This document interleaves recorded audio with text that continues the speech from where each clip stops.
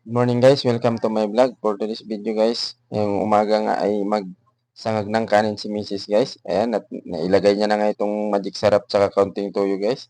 Nang sa ganun ay may lasa itong sinangag natin. Tinalo-halo na nga ito ni Mrs. Ayan, at nakaready na rin dyan yung sili tsaka yung sibuyas. Inaihalo niya sa kanyang sinangag. Kung sala talagang hindi pa naluluto to guys. At sadyang masarap na. Sino ba naman yung hindi masarapan sa luto ng Mrs. nyo? Ayan guys, at nilagay niya na nga itong mantika. Nang mainit na yung mantika guys, nilagay niya na rin itong kaunting sibuyas. Yan, at hinalo-halo niya na nga to. Minikos-mikos na.